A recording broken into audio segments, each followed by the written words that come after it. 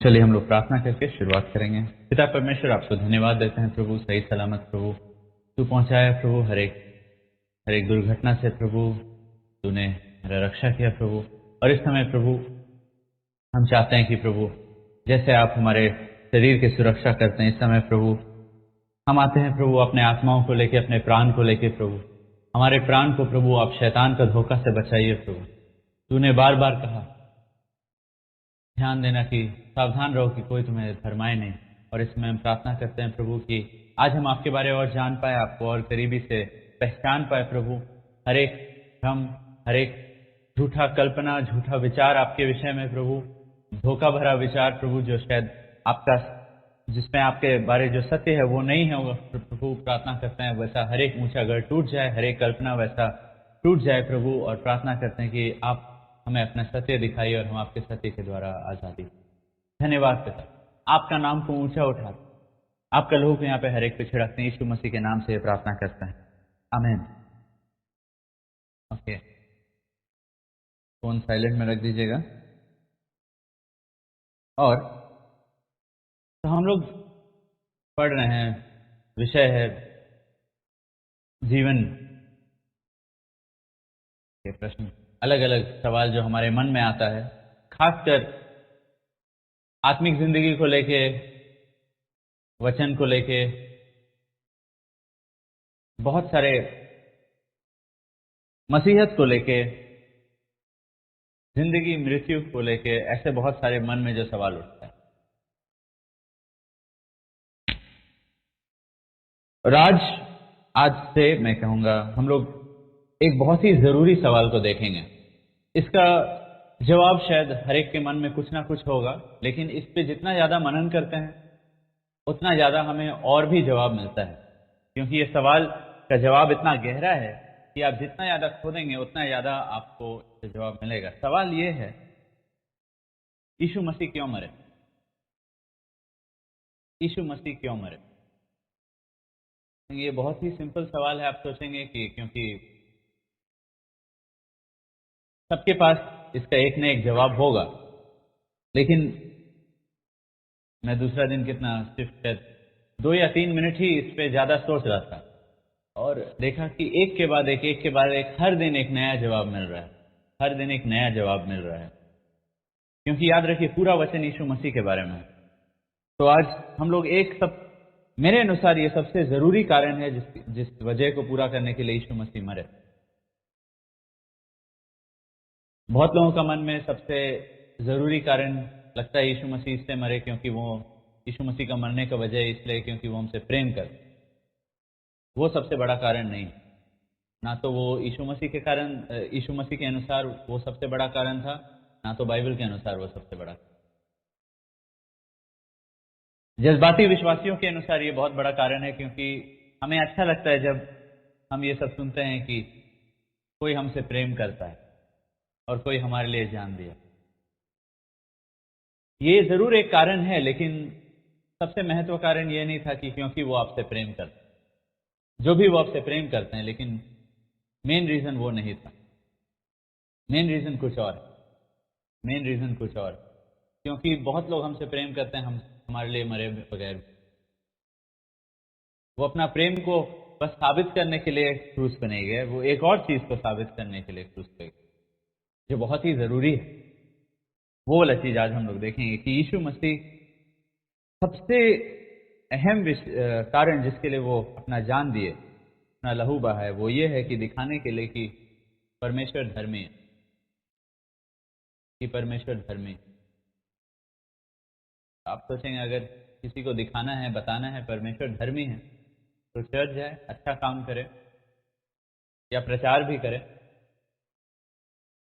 यीशु मसीह को मरना क्यों हुआ? ये साबित करने के लिए कि परमेश्वर धर्मी है। चलिए हम लोग पहले परमेश्वर की आज्ञाओं को देखते हैं। मार्क का 12 का 28 से 33।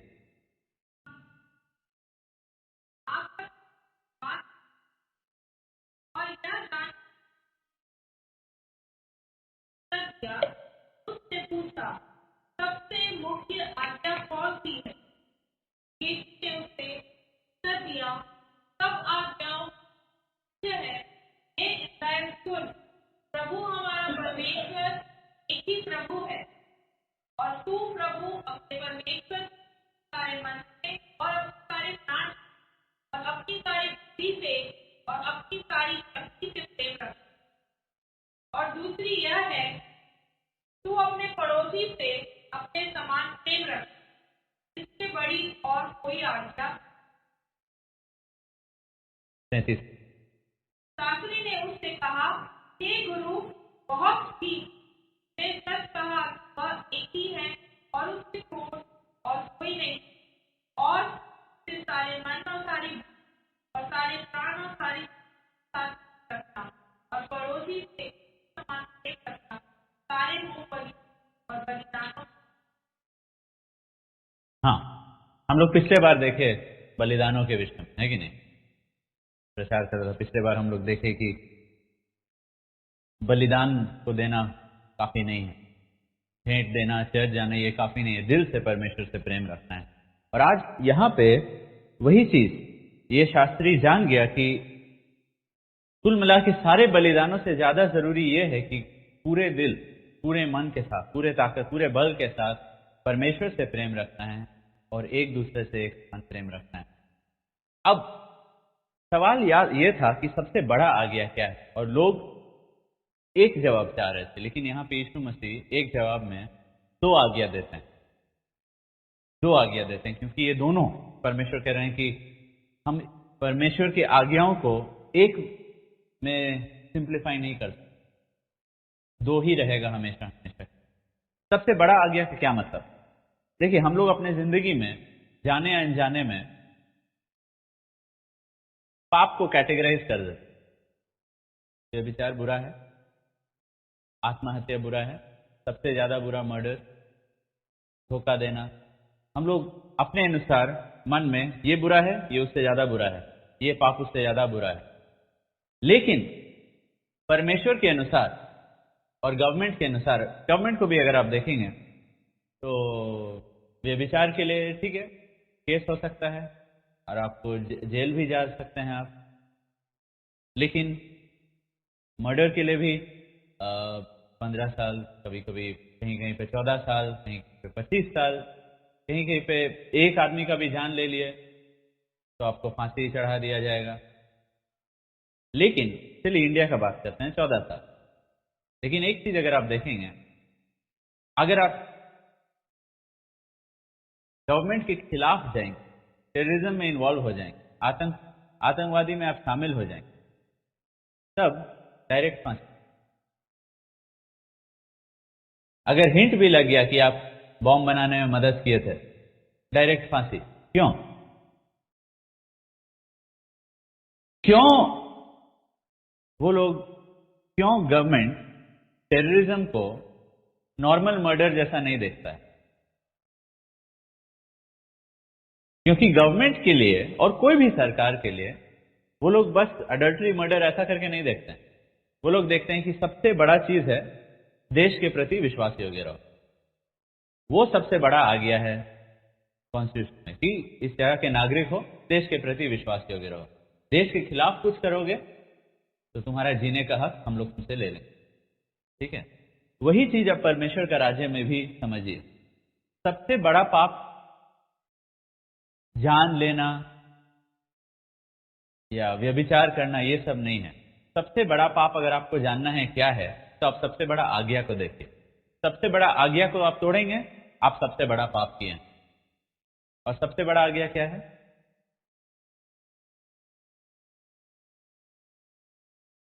सारे मन से, सारे प्राण से और अपने सारी बल, हमेशा हमेशा हमेशा। और दूसरा, लगातार। अब मैं यहां पे पूछना चाहता हूं कि मैं यहां पे बताना चाहता हूं कि अगर ये सबसे बड़ा आज्ञा है, तो ये आज्ञा का उल्लंघन करना सबसे बड़ा पाप। और हर एक दूसरा पाप, चाहे वो व्यभिचार हो, चाहे वो अविश्वास हो, चाहे वो हत्या हो, हर एक दूसरा पाप इस पाप से उत्पन्न, इस पाप से उत्पन्न। देखिए, इस संसार के अलग अलग देशों में अगर बहुत सारे लोग वो पाप कर रहे हैं और वो पाप में शामिल हैं, तो लोग नियम को बदलने के लिए तैयार हो जाते हैं। जैसे आप देखेंगे बहुत सारे कंट्रीज में इतने ड्रग एडिक्ट हो गए हैं कि वो लोग अब थोड़ा थोड़ा एडिक्शन को अलाउ कर दे रहे हैं। ठीक है, ये वाला लेवल चलता है। क्यों? इतने ज्यादा लोग ड्रग एडिक्ट हो गए कि सरकार अपना नियम को बदल दे रहा है। लेकिन परमेश्वर क्या ऐसा करेंगे? अगर परमेश्वर का हर एक जो भी परमेश्वर हर एक मनुष्य को जो बनाया, अगर हर एक मनुष्य ड्रग एडिक्ट हो गया, अगर व्यभिचारी हो गया, तो क्या परमेश्वर बोलेंगे तब व्यभिचार ठीक है? क्योंकि परमेश्वर मनुष्य नहीं है, वो बदलते नहीं। हम लोग परमेश्वर का ये सबसे बड़ा आज्ञा को तोड़ते हैं। सारे प्राण से हम लोग हमेशा परमेश्वर को प्रेम नहीं करते हैं और अपने पड़ोसी से एक समान हम लोग खुद को प्रेम करते हैं, वैसा उससे प्रेम नहीं करते हैं। और हम लोग को लगता है क्योंकि सब लोग ये आज्ञा तोड़ रहे हैं तो परमेश्वर थोड़ा सा नरमी दिखाएंगे। नहीं, परमेश्वर दूसरे गवर्नमेंट जैसा नहीं है कि अगर सब लोग आज्ञा तोड़ रहे हैं तो चलो हम नरमी दिखाएंगे। क्योंकि अगर परमेश्वर वैसा करेंगे तो परमेश्वर धर्मी नहीं होंगे, तब तो परमेश्वर कॉम्प्रोमाइजर बने। अब मैं आपसे पूछना चाहता हूं, यहां पे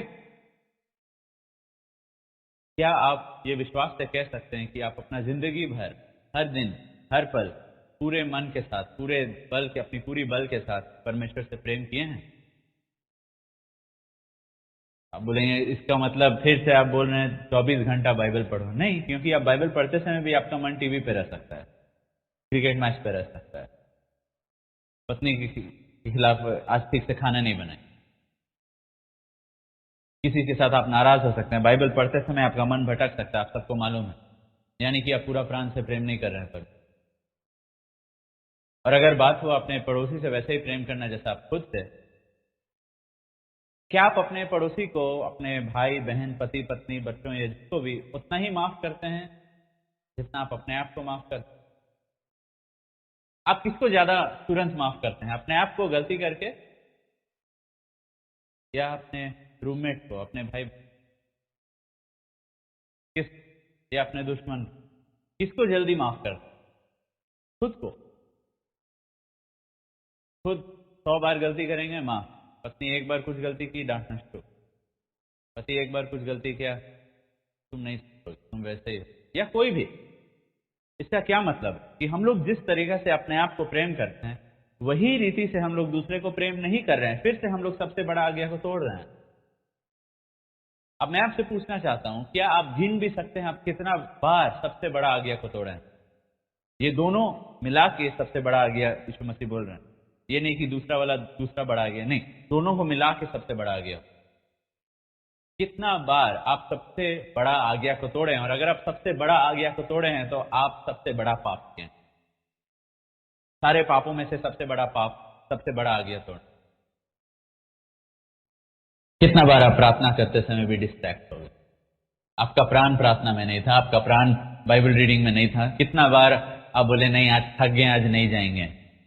आप अपना समय को इस्तेमाल किए चर्च जाने के लिए या बाइबल स्टडी के लिए नहीं, आप अपना समय, अपना बल को बाइबल स्टडी के लिए नहीं इस्तेमाल किए, वचन में या प्रार्थना में ध्यान देने के लिए इस्तेमाल नहीं किए, लेकिन दोस्तों के साथ जाने में इस्तेमाल किए, या टीवी या कंप्यूटर या यूट्यूब या ऐसा कुछ देखने के लिए इस्तेमाल किए। आप आज्ञा को तोड़े, आप आज्ञा को, परमेश्वर के अनुसार, परमेश्वर का वचन के अनुसार। क्या आप सबसे वैसे ही प्रेम करते हैं जितना ज्यादा आप अपने आप से प्रेम करते हैं? अपने आप के लिए खर्च करने के लिए हम लोग उतना ज्यादा सोचेंगे नहीं, लेकिन दूसरा के लिए, लाइक फॉर एग्जाम्पल अपने लिए, ठीक है, 3000 का घड़ी, 4000 का घड़ी या 2000 का कपड़ा, नो प्रॉब्लम। केरला में लोग मर रहे हैं, 200 रुपया भेज रहे हैं। हम लोग क्या अपने आप से वैसा ही, दूसरों से वैसा ही प्रेम करते हैं जितना हम लोग अपने आप से प्रेम करते हैं? सच में मैं आपसे पूछना चाहता हूं, कितना बार हम लोग दूसरों का जरूरत को नजरअंदाज करते हैं, लेकिन अपना छोटा सा जरूरत, भूख लग रहा है, चिप्स चाहिए, हमको बिस्किट खाना, हमको आज बाहर खाने का मन कर रहा है,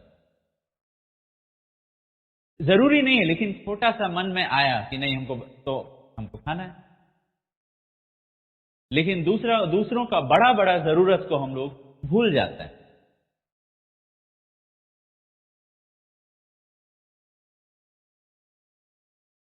क्या आप देख पा रहे हैं कि हम लोग कितना बार परमेश्वर का सबसे बड़ा आज्ञा को लगातार जिंदगी भर शायद हर दिन तोड़े, शायद हर दिन तोड़े, और फिर भी हम लोग बिना डर, बिना कांपते हुए, हिम्मत के साथ परमेश्वर की उपस्थिति में आके हाथ उठाते। आप कोर्टरूम में गुनेगार को कभी भी देखे हैं एकदम खुशी खुशी आते हुए, सबसे हाथ मिलाते हुए, गाते हुए कभी देखे हैं? नहीं, क्योंकि उसमें हिम्मत नहीं होती, क्योंकि वो डरा हुआ है, वो कांप रहा है, क्योंकि वो जानता है वो गुनहगार है। और मैं आपसे पूछता हूं, हम लोग के पास कैसे इतना हिम्मत हो जाता है लगातार आज्ञा तोड़ने का? लगातार हम लोग जुर्म कर रहे हैं, हम लोग गुनहगार हैं, हम लोग को वहां उस बॉक्स में रहना चाहिए जहां पे गुनहगार को खड़ा रहना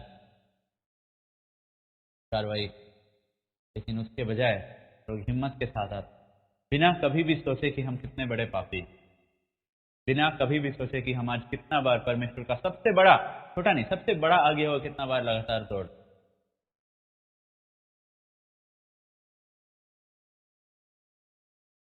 शायद कोई यहां पे कहे, लेकिन गलती करना तो इंसानियत है, इंसान से तो गलती होते ही है, वो बदला नहीं जा सकता है, ये इंसान का स्वभाव है गलती करना। यानी कि आप अपने ही मुंह से आप बोल रहे हैं कि आपका स्वभाव इतना गया गुजरा, बिगड़ गया है कि आपको अगर छोड़ दिया जाए आप फिर से वही चीज करेंगे। सोचिए, एक गुनहगार कचहरी में आता है, कोर्ट में आता है, और वो बोल रहे देखो ये मेरा स्वभाव है झूठ बोलना, ये मेरा स्वभाव है मर्डर करना, ये मेरा स्वभाव है चोरी करना। तो क्या जज उसको बोलेगा ठीक है जाओ तब समाज? नहीं, नहीं। क्या उसको जज जाने देगा, बोलेगा ठीक है क्या कर सकते हैं, वो तो उसका स्वभाव है, वो तो अपना स्वभाव को बदल नहीं सकता है, वो तो बोल रहा है वो उसका स्वभाव है, क्या कोर्ट उसको जाने देगा? नहीं। ये जो हम लोग का आर्ग्यूमेंट रहता है ये इंसानियत है, याद रखिए, कोर्ट में नहीं चलता, ये कोर्ट रूम में नहीं चलता, ये कचहरी में नहीं चलता है कि इंसान है सब लोग कर रहे हैं, नहीं, ये नहीं चलता है। जितने लोग भी कर रहे हैं उतने लोग गलत हैं, उतने लोग गुनहगार हैं। ये नहीं कि मेजॉरिटी सब लोग ये कर रहा है तो अचानक से गुनाह नहीं हो गया क्योंकि सब लोग कर रहे हैं, नहीं। अगर सब लोग अंधे हो गए तो क्या सूरज कल चमकना बंद हो जाएगा? अगर सब लोग दुनिया में नास्तिक बन गए तो क्या परमेश्वर अचानक से नहीं होंगे, उपस्थित नहीं होंगे? नहीं, जरूर जिंदा हैं, जरूर रहेंगे। हमारा विश्वास उनका महिमा को नहीं बढ़ाता है, हमारा अविश्वास उनका महिमा को नहीं घटाता है। सब लोग अंधे अंधे हो जाएंगे और सब लोग एक दूसरे के साथ बातचीत करना शुरू कर देंगे और स्कूल में सिखाना शुरू कर देंगे सूरज जैसा कोई चीज नहीं है, ये एक वहम है, सूरज कुछ चमकता उगता कुछ नहीं है। उससे सूरज का असलियत नहीं बदलने वाला। वैसे ही अगर सब लोग पाप कर रहे हैं तो वो लोग दोषमुक्त नहीं होने वाले हैं, क्योंकि हम लोग सब पाप कर रहे हैं तो पाप जैसा कोई चीज ही नहीं होता है। नहीं, पाप के बदले हम लोग उसको इंसानियत कह रहे हैं। नहीं, गुनाह गुनाह है, चाहे अगर एक व्यक्ति करे या पूरा संसार करे। परमेश्वर अपना नियम को नहीं बदलेंगे क्योंकि वो एक धर्मी परमेश्वर, क्योंकि वो एक धर्मी परमेश्वर।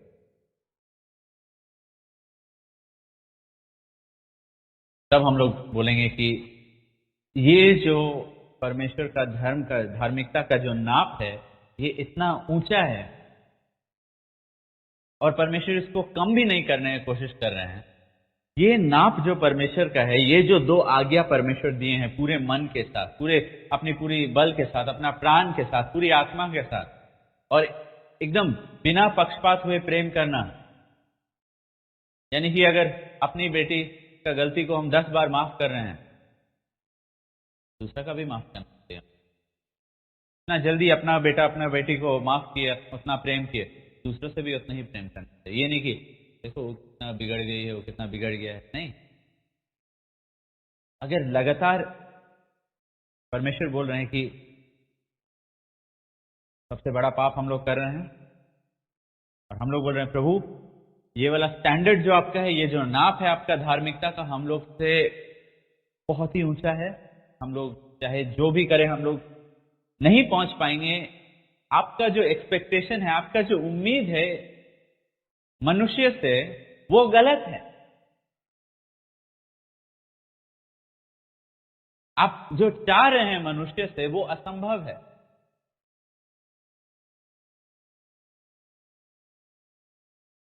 कितना बार आप सोचे हैं, जब खास करिए पिछले 10 मिनट जब मैं प्रचार कर रहा हूं और 15 मिनट, कितना बार आपके मन में एकदम ईमानदारी से बोले, कितना बार आपके मन में आया ये असंभव है? ये पहला दो आ गया तो यीशु मसीह बोले, कितना आप में से कितने लोग के मन में आया इम्पॉसिबल है?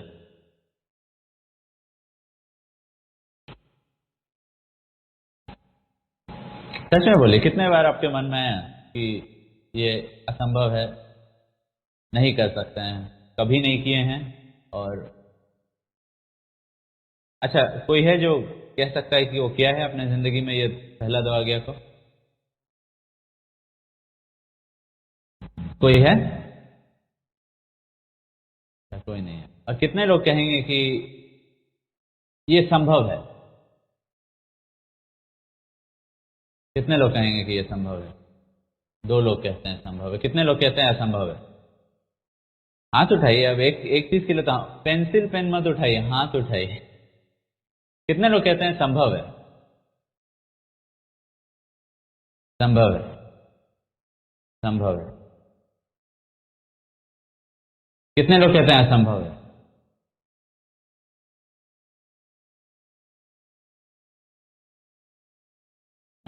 जो लोग कहते हैं संभव है और फिर भी नहीं किए हैं, उनका गुनाह और भी बड़ा है, क्योंकि आप ये मानते हैं कि ये संभव है और आप लोग फिर भी नहीं कर रहे,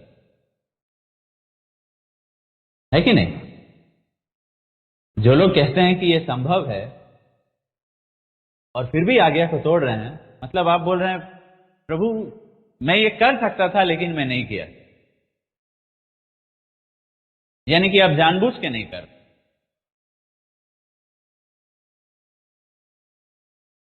और जितने लोग कहते हैं कि असंभव है, बता देना चाहता हूं कि यीशु मसीह इसी शरीर में आए।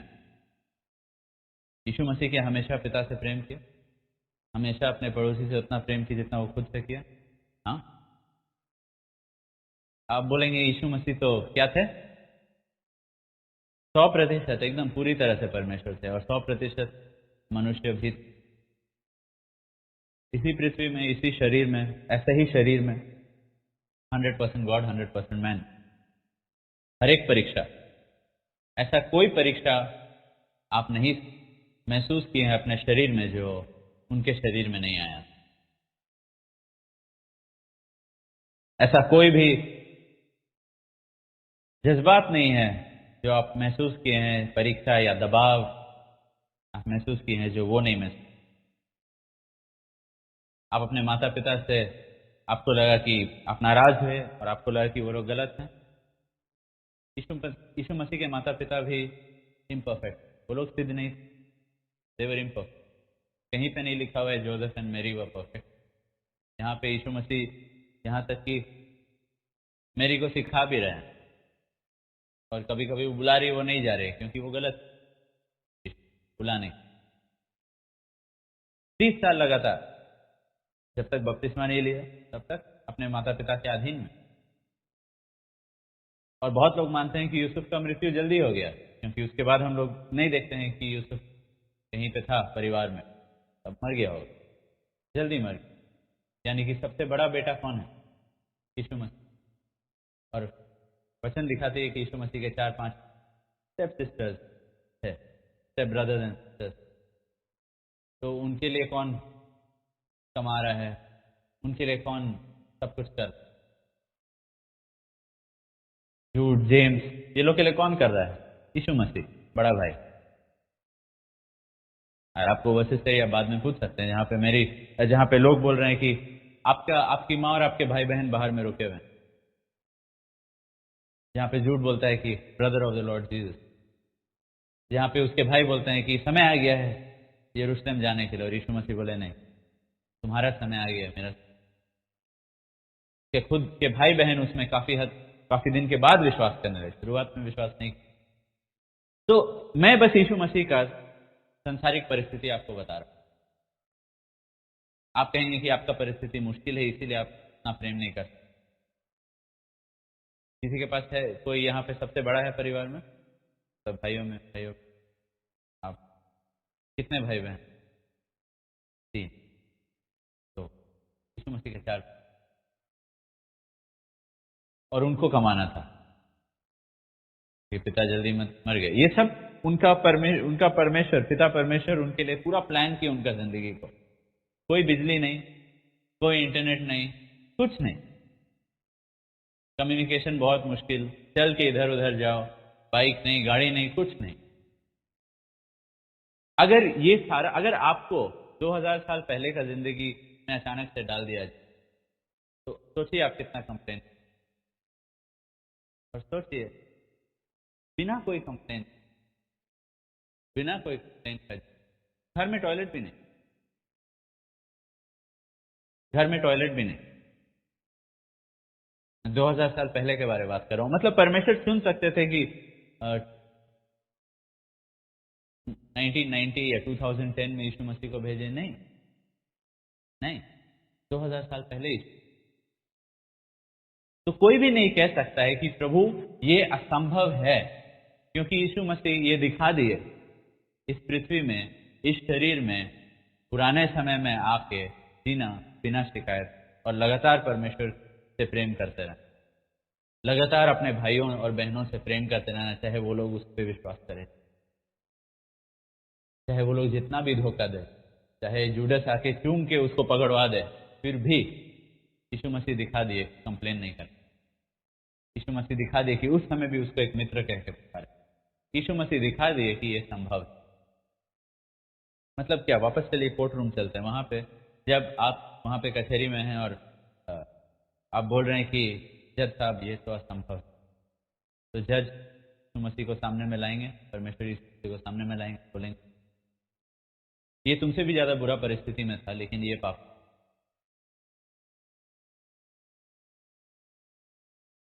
इसके पास भी वही शरीर,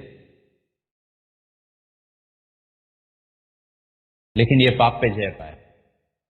लेकिन वो परमेश्वर है नहीं। यीशु मसीह के पास कोई ऐसा चीज नहीं था जो विश्वास से आपको और मुझे नहीं मिलता।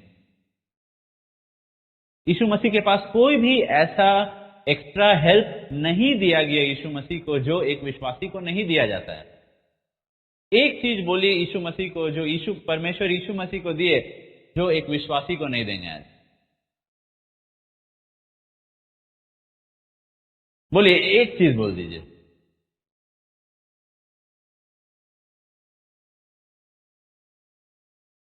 अब कोई बोले वो चमत्कार करते, तो चमत्कार करने से पाप पे जय थोड़ी पाते हैं। कितने लोग तो पूरा डिलीवरेंस मिनिस्ट्री करते हैं, हीलिंग करते हैं, उसके बाद व्यभिचार में पकड़ा जाता है। मैं पूछ रहा हूं, पाप पे जय पाने के लिए, परमेश्वर से प्रेम करने के लिए क्या आपको चमत्कार करने की जरूरत है? नहीं। परमेश्वर आपका व्यवहारिक जिंदगी का बात कर, आपके व्यवहारिक जिंदगी में और यीशु मसीह के व्यवहारिक जिंदगी में वो क्या चीज था जो परमेश्वर यीशु मसीह को दिए, जो आपको देने से इनकार कर रहे हैं, जो आपको नहीं मिल सकता है, जिसके वजह से यीशु मसीह आपसे अलग हो गए। यीशु मसीह का शरीर में होना और आपका शरीर में होना अलग, ऐसा वो कौन सा? कोई भी चीज नहीं है। यीशु मसीह के पास कोई एडवांटेज नहीं था, कुछ एडवांटेज नहीं था कि अरे वो वाला चीज मिल जाता ना, नहीं।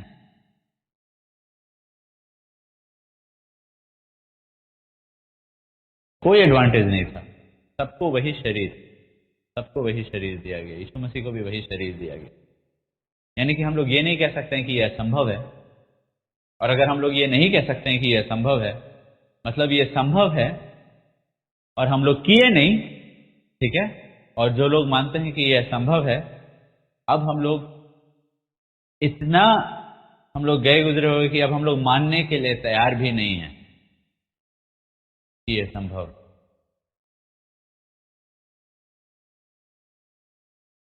ये नहीं कि ये संभव है और मैं नहीं किया, बस उतना ही नहीं, ये संभव है, मैं नहीं किया, और अब ये हालत हो गया कि हम लोग अब मानने के लिए तैयार नहीं है कि परमेश्वर से कोई प्रेम कर भी। यानी कि अब हम लोग, जो व्यक्ति कह रहा है कि ये संभव है और मैंने नहीं किया, वो बोल रहा है प्रभु मैं गुनहगार।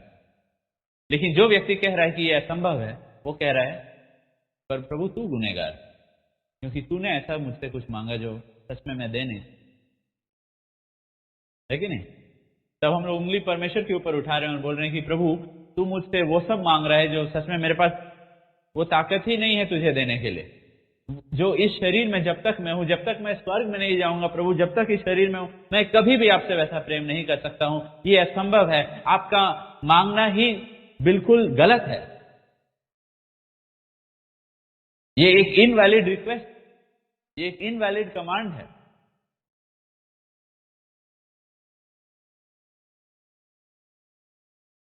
तो आप देख रहे हैं कि हमारा मन कितना दूर चला गया है प्रभु से, कितना करप्ट हो गया, कितना बिगड़ गया है कि अब हम लोग परमेश्वर पे अनजाने में, शायद आप जानबूझ के एकदम मुंह खोल के उंगली नहीं उठा रहे हैं प्रभु के ऊपर, लेकिन अनजाने में सच में प्रभु का वचन पे उंगली उठा रहे हैं और बोल रहे हैं प्रभु तेरा आ गया सच में, और तेरा ये मांगना है।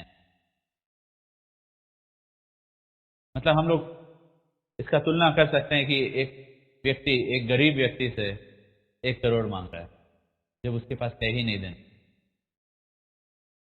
और हम लोग बोल रहे हैं प्रभु मेरे पास वो ताकत ही नहीं है, वो क्षमता ही नहीं है तुझसे प्रेम करने के लिए, तू कैसे मुझसे ये।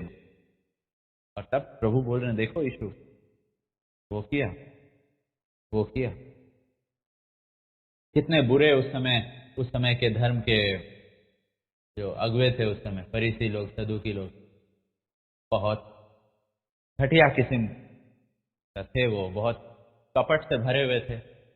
और उनका देश यरूशलेम, पूरा इज़राइल रोमियो के अधिकार में था, रोमियो के हाथों में था। बहुत बुरा समय, बहुत बुरा समय उस देश का। और उस समय परमेश्वर चुने कि नहीं, अभी हम अपना पुत्र को भेजें। सुनते तो आज भेज सकते थे इज़राइल में, जब इज़राइल इंडिपेंडेंट है, नहीं, लेकिन उस समय इज़राइल में भेजे अपने पुत्र यीशु मसीह को, जब लगातार वहां पे रोम के लोग आ रहे थे, बस ले जाते, मार काट कर रहे थे। बहुत ही खराब पॉलिटिकल सिनेरियो था।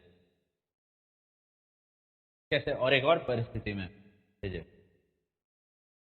कि उनकी माँ शादी के पहले क्या हो गया, उनको गर्भवती, ठीक है। वो परिस्थिति के बारे में सोच के एक बार यहूदियों ने कहा, जब यीशु मसीह कह रहे थे कि मैं पिता से हूं, यहूदियों ने यीशु को कहा हम तो जानते हैं हमारा पिता इब्राहिम, लेकिन हमें तुम्हारे बारे में। सोचिए उस समाज में, वैसा समाज में, और लोग लगातार 30 साल पहले का घटना आज भी ताना मार रहे हैं। तुम्हारा पिता कौन, कोई रोम का सिपाही था, कैसे तुम्हारी मां गर्भवती। वैसा परिस्थिति में परमेश्वर उसको भेजे, लगातार बचपन से ताना सुन रहा है, बचपन से उसका मजाक उड़ाया जा रहा है यीशु मसीह। आपको क्या लगता है, पूरा समाज मान लिया था कि हाँ ये मरियम है, ये पवित्र आत्मा इसका गर्भ में? कोई नहीं माना, कोई नहीं माना। आप माने क्योंकि आपको बचपन से चर्च में सिखाया जा रहा है, नहीं तो आप, अगर आज आपका स्कूल में ऐसा होता आप मानते? नहीं। समाज में होता तो आपके पेरेंट्स मानते? नहीं। आप ये मानते हैं क्योंकि आपको चर्च में ये सिखाया गया। और आप बाइबल पढ़ रहे हैं और ये पवित्र पुस्तक है, इसीलिए आप विश्वास करें। लेकिन सोचिए कि क्या परिस्थिति परमेश्वर चुने। माँ गर्भवती हो गई, हाँ पवित्र आत्मा सही हुई, वो सच है, लेकिन कोई नहीं माना। लगातार बचपन से कोई उसके साथ खेलने नहीं मांगा। बाकी पड़ोसी लोग अपने बच्चों को उसके साथ खेलने नहीं दे रहे। जैसे वो आया लोग चल जाएंगे। वो गुस्सा नहीं हुआ, वो निराश नहीं हुआ, परमेश्वर से गुस्सा नहीं हुआ कि ऐसा क्यों परिस्थिति में मुझे भेजे। क्यों नहीं कि शादी के बाद उस पवित्र आत्मा उसमें आता और तब वो गर्भवती होती। नहीं, आप देख रहे हैं कैसा परिस्थिति में यीशु मसीह को भेजा गया। अब सोचिए किसके लिए ज्यादा मुश्किल है पिता से उतना प्रेम करने का, आपके लिए या यीशु मसीह?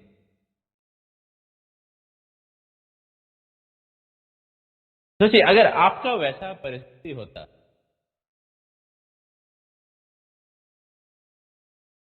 सच में परमेश्वर से प्रेम करते या सोचिए नफरत, नाराजगी रहता, ऑनेस्टली रहता। मेरा कोई गलती नहीं है, सब लोग, कोई हमसे खेलने नहीं मांगता है, और जैसे बड़े हो रहे हैं लोग, अरे अरे देख कोई मांग, कोई हो फिर वो लोग ले जाते, खाली होगी मेरी को, वैसे ही तब कोई एक दूसरा कहानी शुरू किया होगा, तीसरा कहानी शुरू किया होगा, और लगातार यीशु मसीह बढ़ते थे। बहुत मुश्किल था उनके लिए। फिर भी यीशु मसीह ये दोनों आज्ञा को, अब कोई आपके मन में अब लग रहा है अब तो यीशु मसीह के लिए भी तो यह असंभव,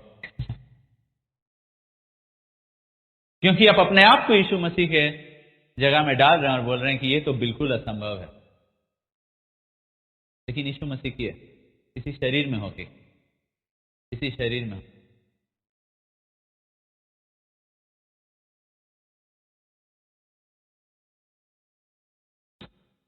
कोई के लिए इतना बोलने का जरूरत नहीं था, बस बोलते कि यीशु मसीह के पास वाईफाई नहीं था, वो लोग बोलते कि हाँ तब तो परमेश्वर से प्रेम नहीं करते।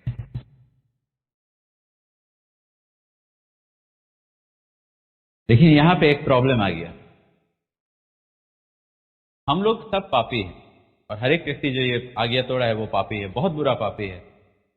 अब प्रॉब्लम यह है कि परमेश्वर पापी नहीं, परमेश्वर धर्मी है। क्या एक धर्मी न्यायी एक गुनहगार को बेगुनाह ठहरा सकता है? बिल्कुल नहीं। क्या एक धर्मी न्यायी एक बेगुनाह को धर्मी ठहरा सकता है? बिल्कुल नहीं। क्योंकि अगर वो न्यायी कहे कि मेरे मन में उस गुनहगार के लिए बहुत प्रेम, सोचिए कोई रेपिस्ट पकड़ाता है, ठीक है, कोर्ट में केस चल रहा है, और वो न्यायी आया और उसके आंख में देखा तो तुम्हारे लिए बहुत प्रेम आ रहा है, हम तुमको जाने। कितने लोग को यहाँ पे कोई प्रॉब्लम नहीं होगा?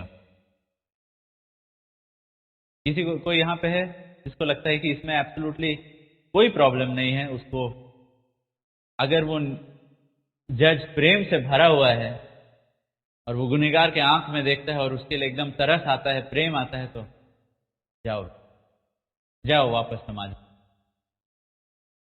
नहीं, राइट, गलत होगा। अगर हम लोग एक छोटा सा जज के साथ इतना गुस्सा रहेंगे, अगर वो ऐसा कुछ किया, ऐसा कुछ हफ्ता परमेश्वर के बारे में, वो भी तो न्याय, वो भी तो सारे जग का न्याय करेंगे, हर एक मनुष्य का न्याय, और हम लोग सब आज्ञा तोड़े। तो क्या कोर्ट अपना नियम कानून, क्या परमेश्वर अपना नियम कानून, अपना धार्मिकता को बदल देंगे? जरूर, कम ही नहीं, बिल्कुल नहीं।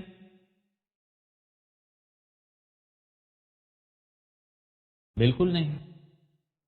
देखिए वचन में क्या लिखा हुआ है, नाहुम का पहला अध्याय का 3रा पद, नाहुम का पहला अध्याय का 3रा पद। यहोवा विलंब से क्रोध करने वाला और बड़ा शक्तिमान है, और दोषी को किसी प्रकार निर्दोष वह दोषी को कभी भी निर्दोष नहीं ठहराएगा। God will never never acquit the guilty। जो गुनाह किया है उसको कभी भी परमेश्वर बेगुनाह नहीं ठहराएंगे, यानी कि उसको दंड जरूर मिलेगा, उसको दंड जरूर मिलेगा। नीति वचन का 11:21।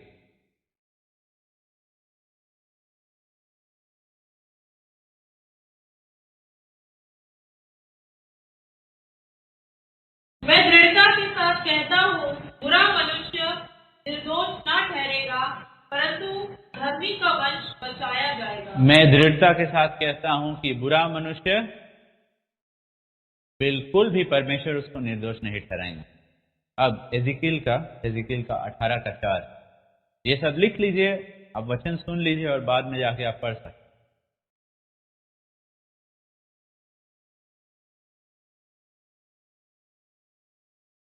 देखो, सबों के प्राण तो मेरे हैं, जैसा पिता का प्राण वैसा ही पुत्र का भी प्राण है, दोनों मेरे ही है। इसलिए जो प्राणी पाप करे वही मर जाएगा। जो प्राणी पाप करे वो मर जाए। रोमियो का 6:23 पाप की मजदूरी मृत्यु है। गलातियों का 3:10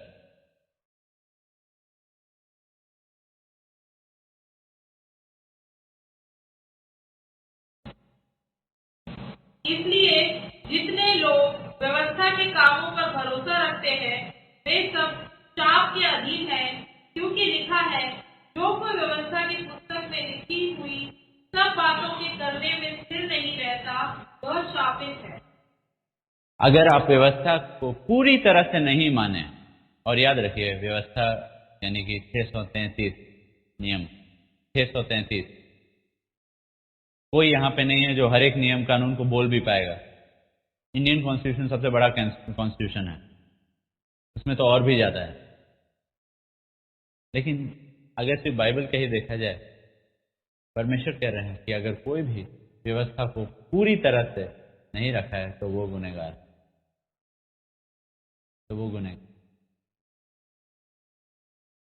अब यहां पे कोई हो सकता है जो सोचे कि हमको कोई परवाह नहीं है, हमको खराब नहीं लग रहा है ये सब सुन के, हमको तो ठीक ही लग रहा है, ये उतना जरूरी नहीं है। देखिए, शायद आप विश्वास नहीं करें परमेश्वर, शायद आप विश्वास नहीं करें कि परमेश्वर सच में सीरियस हैं, जो वो कह रहे हैं उसके विषय में वो सच में एक दृढ़ता के साथ कह रहे हैं।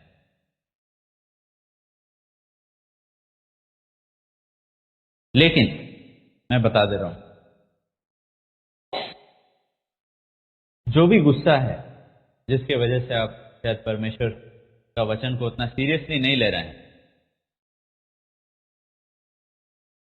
परमेश्वर को जानने का कोशिश कीजिए, क्योंकि जितना ज्यादा वो पाप के खिलाफ सीरियस हैं, याद रखिए परमेश्वर एकदम स्थिर है। अगर वो कहते हैं कि वो प्रेम है तो उतना ही प्रेम में भी वो उतना ही सीरियस, धार्मिकता में भी उतना ही सीरियस, हर एक चीज, हर एक उनका हर एक गुण में वो दृढ़ता के साथ कहते हैं आप, वो बिल्कुल सिद्ध। इसलिए सुनिए, निर्गमन का 20:17 परमेश्वर का एक आज्ञा को, एक आज्ञा,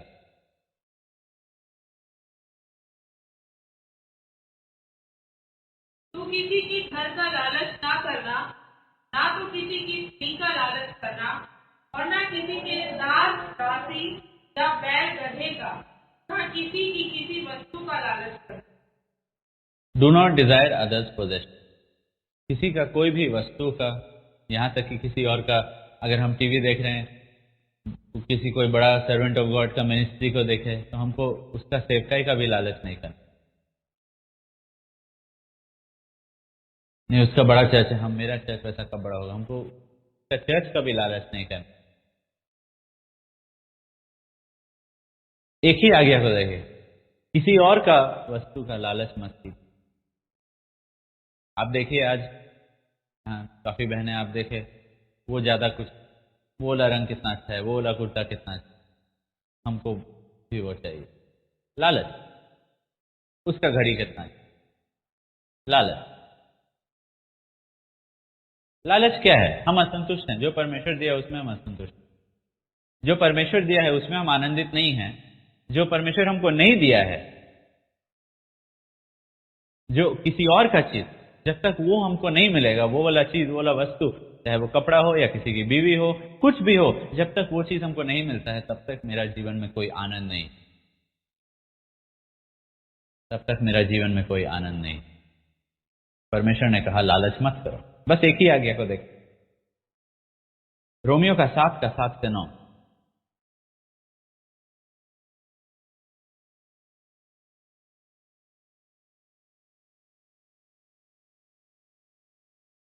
तो हम क्या कहें?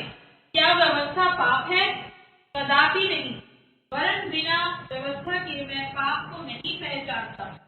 व्यवस्था यदि ना कहती कि लालच मत कर, तो मैं लालच को ना जानता। परंतु पाप ने अवसर पाकर आज्ञा के द्वारा मुझमें सब प्रकार का लालच उत्पन्न किया, क्योंकि बिना व्यवस्था पाप मुर्दा है। व्यवस्था अवसर पाके मुझ में सब प्रकार का, पौलुस ये कह रहा है कि जब व्यवस्था आया मेरे अंदर, ठीक है, मैं देखा वचन में लिखा हुआ है लालच मत करो, मेरे अंदर किस्म किस्म का लालच, और जो यूनानी शब्द यूज किया गया है वहां, ऑल मैनर ऑफ लाइसेंसेस। पौलुस कह रहा है कि जब मैं देखा कि वो आखिरी आज्ञा में लिखा हुआ है, अपने पड़ोसी के पत्नी, अपने पड़ोसी के घर, वो सब के पीछे लालच मत करो, बोला कि जितना भी ज्यादा मैं सोचते रहता लालच मत करो, उतना ज्यादा मेरे मन में और भी लालच उत्पन्न होता, पड़ोसी के पत्नी के लिए, पड़ोसी के घर के लिए, अलग अलग। मैं समझाता हूं कि ये कैसे। अभी मैं एक चीज बोलूंगा आप लोग को डरने के लिए, ठीक है, आप वो करिएगा मन में ही, ठीक है। एक नीला शर्ट के बारे में मत सोचिए।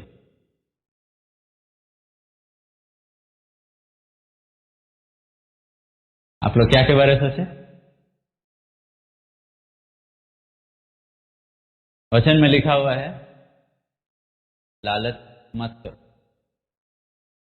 और जितना बार पौलुस लालच मत करो, लालच मत करो, लालच मत करो, उतना ज्यादा वो देखा कि ऑलरेडी उसके अंदर लालच था, और वचन क्या बन गया? एक टॉर्च बन गया उसको दिखाने के लिए, ये है तुम्हारा।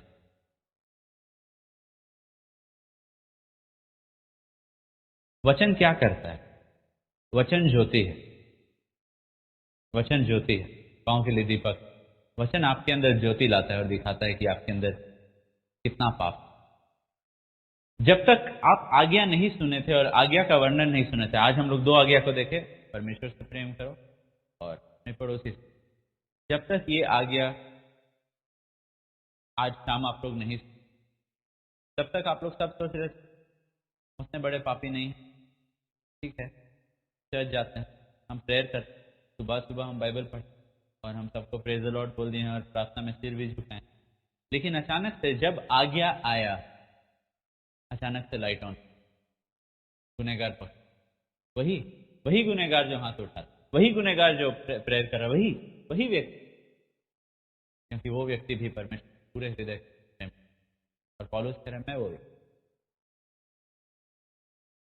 पौलुस कह रहा है व्यवस्था तो एकदम सिद्ध है, बढ़िया है, लेकिन प्रॉब्लम क्या है कि व्यवस्था जैसे आया मेरे अंदर, मैं पाप को देख, मैं पाप ही पाप को देख पा रहा हूं। रोमियो का 7:12 पढ़िएगा।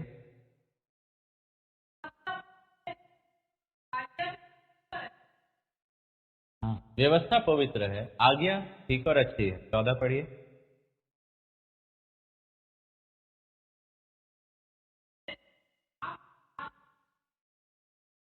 अब पौलुस पूरा जिम्मेदारी खुद पे ले रहा है। मैं क्या हूं? मैं मैं शारीरिक हूं, और दूसरा चीज पाप के हाथों में बिका हूं। वो एक ऐसा चित्र बना रहा है जिससे आप समझ पाए कि वो कह रहा है मैंने अपने आप को बेच दिया है, मैं खुद को बेच दिया हूं। क्या करने के लिए? गुलामी करने के लिए। कितना बार आप मन में ठान लिए थे हमको झूठ नहीं बोलना है, हमको लालच नहीं करना है, क्योंकि पौलुस वही विवाद कर रहा है। ठीक है, पौलुस कह रहा है कि जब आज्ञा आया बोल के कि मुझे लालच नहीं करना है, लालच नहीं कर रहा है, लेकिन फिर भी मेरे अंदर और भी लालच जाग उठा। हमको झूठ नहीं बोलना है, झूठ नहीं बोलना है। लेकिन हम देखें कि हम गा रहे हैं, झूठ निकल। जब मैं कह रहा हूँ प्रभु मैं आई सरेंडर ऑल, मैं सब कुछ समर्पित कर।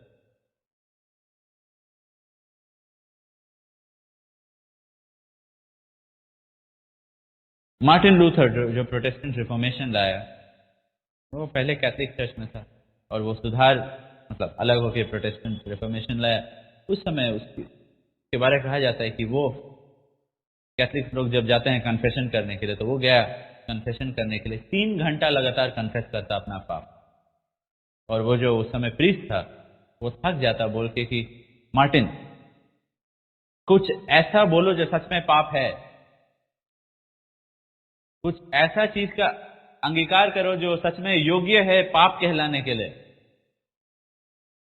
वो प्रीस्ट सोच रहा था अरे इतना अच्छा लड़का है, क्यों इतना एक एक चीज का पूरा एकदम डिटेल दे रहा है कि नहीं प्रेयर कर रहे थे लेकिन मेरा मन भटक गया। हम 2 साल पहले एक लड़की को देखे थे, फिर से वो वाला चीज मेरे मन में आ गया। क्यों ये सब इतना बेकार बेकार चीज को मार्टिन लूथर कन्फेस कर रहा है 3 घंटा तक? और तब वो वापस जाता है, और वापस जाते समय बीच रास्ते में उसको एक और चीज याद आता है, तो वापस आके बोलता हम अंगीकार किए, और उस समय मेरे अंदर घमंड था कि हम अच्छा 3 घंटा अंगीकार, और हम वो दूसरा वाला मॉन्क से ज्यादा बेहतर है, दूसरा वाला प्रीस्ट से ज्यादा बेहतर। क्या हुआ? क्योंकि जब वो वचन पढ़ रहा था अचानक से उसका सारा पाप है।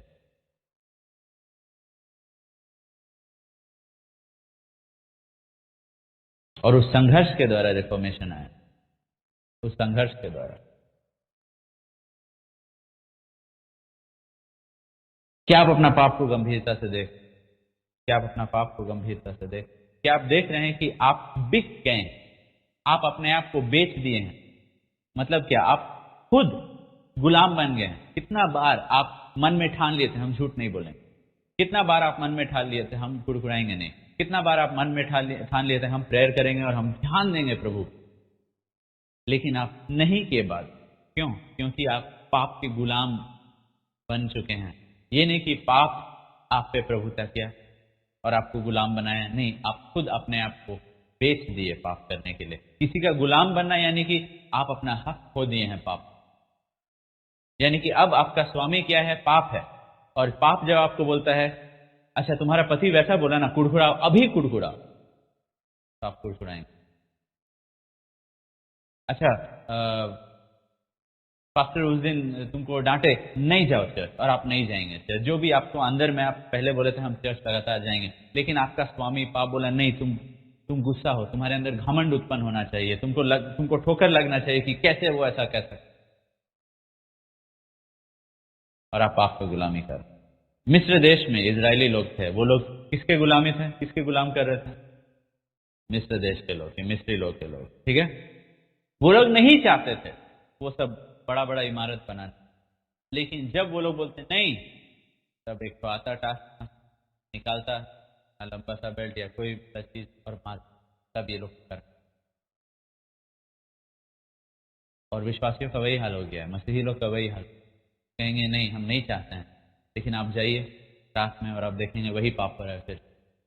फिर से आप अपने आप को अशुद्ध कर दे रहे हैं, फिर से आपका मन अशुद्ध हो जा रहा है, फिर से लगातार आपका बोलचाल में, आप जो सुन रहे हैं, आप जो देख रहे हैं, आप जो कह रहे हैं, सब कुछ अशुद्धता में। क्यों? पाप की गुलाम बन के। और कैसे आप गुलाम बने? आप अपने आप को बेच दिए। कैसे आप बेच? शुरुआत में जब शुरुआत में एक बच्चा जब सुनता है झूठ बोलने के लिए, तब वो पाप का सामर्थ्य चाह रहा है कि नहीं? याद रखिए झूठ में सामर्थ्य, हम लोग सब झूठ का सामर्थ्य को जानते हैं। झूठ हम लोग का पहचान बचाया है, झूठ हम लोग को दंड खाने से बचाया है, झूठ हम लोग को ताड़ना पड़ने से बचाया है, झूठ हम लोग को डांट खाने से बचाया है कि नहीं? वो क्या है? झूठ में क्या है? ताकत। आपका पहचान को बचा सकता, आपको डांट खाने से बचा सकता, आपको दूसरों के नजरों में ऊंचा उठा सकता है झूठ। और मैं बस एक ही पाप के बारे में बात, हम लोग क्या किए, हम लोग कैसे अपने आप को पाप के लिए बेच दिए। हम लोग देखे झूठ में सामर्थ्य, हम लोग बोले हमको वो सामर्थ्य चाहिए। शैतान बोला ठीक है झूठ बोलो, और झूठ का पिता यीशु ने क्या कहा? शैतान। झूठ का यानी कि शैतान, यानी कि झूठ क्या है? शैतान का। अगर झूठ का पिता शैतान है यानी कि झूठ क्या है? हाँ, झूठ उसका बेटा, उसका बेटी है। यानी कि अगर आपके मुंह से बस झूठ निकला है तो आप किसके साथ सोए?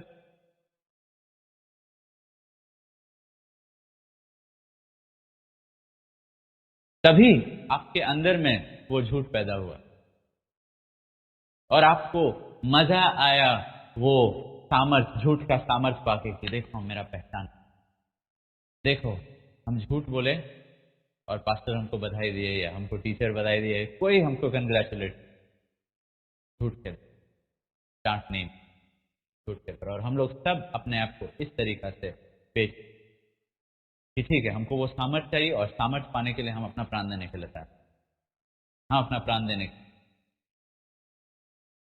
तो पाप बोला ठीक है अंत में तुमको मृत्यु मिलेगा, हाँ ठीक है मंजूर है, अभी हमको सामर्थ चाहिए, बाद में मरना है मरेंगे। और हम लोग सब ये निर्णय लिए हमको वो सामर्थ चाहिए, चाहे वो झूठ का हो, चाहे वो अश्लीलता का हो, चाहे वो अशुद्धता का हो, चाहे वो संसारिकता का हो, चाहे वो लालच का हो। हर एक चीज में अलग अलग सामर्थ, अलग अलग मजा है, अलग अलग सामर्थ है। और हम लोग सब अपने आप को बेच दिए अलग अलग पाप करने के लिए, लेकिन पाप का दूरी लगत। लेकिन वचन में लिखा है परमेश्वर विलंब से क्रोध करने वाले, ये नहीं कि क्रोध नहीं करते हैं। बहुत लोगों को लगता है कि परमेश्वर क्रोध नहीं करने वाले, परमेश्वर नहीं, वचन में लिखा है परमेश्वर विलंब से क्रोध करने,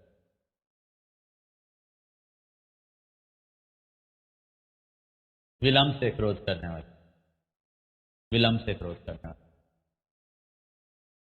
दूसरा सैमुएल का 12वीं अध्याय 9 से 13। हम में से कितने लोग को दाऊद के बारे मालूम है? हम लोग दाऊद राजा के बारे सुने हैं, हाथ उठाइएगा कितने लोग दाऊद, दाऊद राजा के बारे, तो उठा दीजिए तक। दाऊद के बारे, अच्छा ठीक है, ऑलमोस्ट सबको मालूम, ठीक है ओके। मालूम है दाऊद व्यभिचार किया था, हाँ ठीक है मालूम है दाऊद व्यभिचार। उसके सिवा और कुछ मालूम है उसके बारे? ऑब्वियसली वो राजा था, बहुत कुछ आई होप मालूम है, आई होप सिर्फ का ये वाला फैक्ट नहीं मालूम है। लेकिन यहाँ पे हम लोग देख रहे हैं कि जब वो व्यभिचार किया उसके बाद वो पकड़ाया गया, ठीक है। मतलब परमेश्वर अपने भविष्यवक्ता नतान को भेजते हैं उससे मुलाकात करने के लिए, ठीक है। अब 9 से 13 पढ़िएगा 12वीं अध्याय का दूसरा सन। हाँ, यहोवा की आज्ञा को जानकर क्यों वह काम किया है? अच्छा क्या किया था दाऊद? व्यभिचार किया और क्या क्या किया? हत्या किया, धोखा से हत्या किया, अपने ही आदमी के द्वारा, एक इजरायली के द्वारा ही उसको आगे भेज दिया, धोखा से हत्या की, एकदम पूरा षड्यंत्र रचा। और तब अपना पहचान बचाने के लिए तब उसकी पत्नी से शादी कर लिया। बहुत ही बड़ा षड्यंत्र रचा और बहुत ही बड़ा धोखा दिया अपना ही विश्वास योग्य वफादार सिपाही, ये किया दाऊद, ठीक है। सोचिए, भाई से प्रेम नहीं किया, परमेश्वर से प्रेम नहीं किया, भाई को मारा, भाई की पत्नी को लिया अपने लिए, उसके जब वो जिंदा था, जब वो सेवा कर रहा था, दाऊद का इजराइल का सेवा कर रहा था, उस समय बहुत बड़ा पाप किया, ठीक है। अब आगे पढ़िए।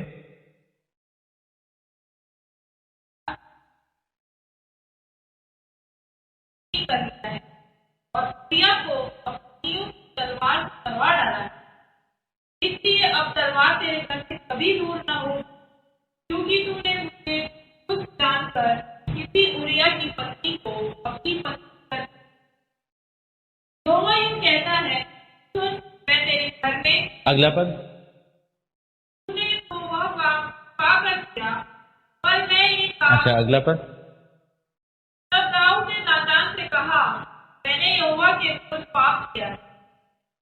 नातान ने दाऊद से कहा, यहोवा ने तेरे पाप को दूर किया है, ना मरेगा। ये कैसा लगा आपको? ठीक है, ये मारा, ये व्यभिचार किया, मारा, ठीक है, एक बार, अच्छा ठीक है, हम पाप किए हैं। वो बोला कि प्रभु हम पाप किए, हम मानते हैं हम पाप किए, ठीक है, जाओ, परमेश्वर तुम्हारा पाप हटा लिया। कैसा लगेगा अगर ये कोर्ट रूम में होता है? एक आदमी व्यभिचार किया, हत्या किया, आके सॉरी बोला और बस सॉरी क्या, कन्फेस किया, हाँ हाँ हम मानते हैं, ठीक है, तब जाओ। देख रहे हैं क्या हो रहा है? परमेश्वर जाने दे रहे हैं। आपको इसमें कोई प्रॉब्लम नजर आ रहा है कि आपको लग रहा है नहीं बिल्कुल ठीक है, ऐसा ही होना चाहिए? हम लोग को सब अपना कोर्ट सिस्टम को बदल देना चाहिए। जैसे कोई मानता है कि हम पाप किए, उसको जाने दो। कुछ गलत लग रहा है? लगातार पूरा पुराना नियम में यही चल, जब एक विश्वासी मन फिराता, पाप करके मन फिराता और आता और कहता तू मैं, परमेश्वर कहता ठीक है, तुम्हारा पाप टाल, I have passed over your. और तब आप देखेंगे यिर्मयाह हुआ, यशायाह हुआ, योना हुआ, बहुत सारे लोग अंदर में उनका घुटन सा हो रहा है और वो लोग सच में परमेश्वर से ये भी पूछ रहे हैं। यिर्मयाह में आप पढ़ सकते हैं, जोना के बारे में पढ़ सकते हैं, यशायाह में पढ़ सकते हैं, ये सारे भविष्यवक्ता लोग और बहुत सारे इजराइल के लोग, एज़ेकियेल में इजराइल के लोग भी बोल रहे हैं परमेश्वर ना तो भला करता है ना तो बुरा करता, बस चुपचाप रहता। बुरा करो जा सकते हो, देखो दाऊद को क्षमा मिल, यहां तक कि यिर्मयाह भी बोल रहा है प्रभु ये लोग बुरा कर रहे हैं और आप लोग इनको जाने दे रहे हैं। हर एक व्यक्ति परमेश्वर का धार्मिकता पे उंगली उठा रहा है, हर एक व्यक्ति, उसके भविष्यवक्ताएं भी, सब लोग परमेश्वर पे उंगली उठा रहे हैं। क्या खेल? आपका धार्मिकता का क्या हो? आप बोलते रहते हैं कि आप धर्म से प्रेम रखते हैं और आप कभी भी जो दुष्ट है उसको जाने नहीं देंगे, तो ये लोग बस मान लिए और मन से रहे, थोड़ा सा मान लिए और मन से रहे, थोड़ा सा दो आंसू बहा क्यों नहीं दिए और आप उनको जाने दिए।